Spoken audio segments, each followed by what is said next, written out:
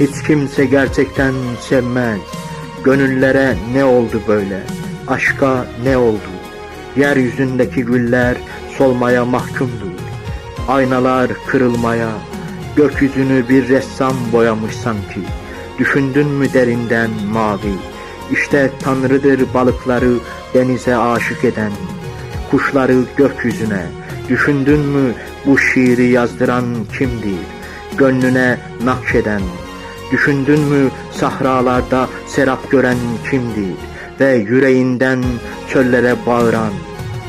Gökyüzünden güller atarlar yeryüzüne, gönlünde yeşertsin diye sevdalılar.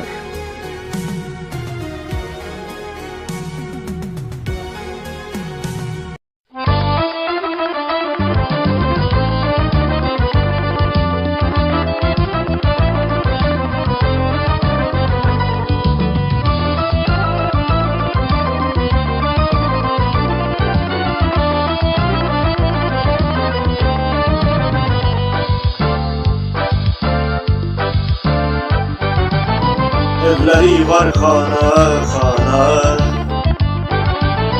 evleri var xana xana.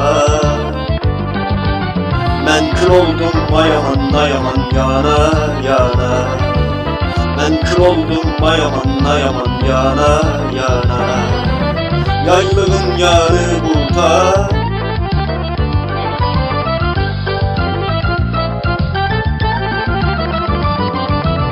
yaylığın yanı burada. Məni saldın ayaman ayaman yanar orada.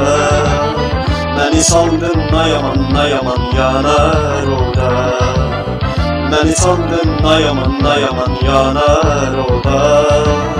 Məni saldın ayaman ayaman yanar orada.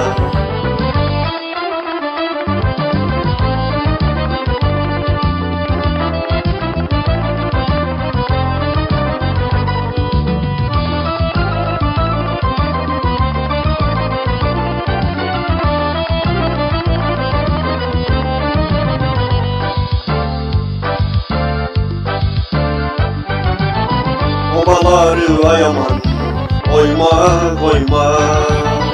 Obaları ayaman, oyma koyma. Yalan sözdür ayaman ayaman yardan doyma. Yalan sözdür ayaman ayaman yardan doyma.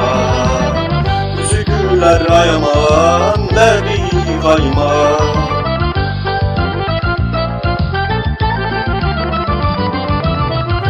Güller ayaman nebi kayma.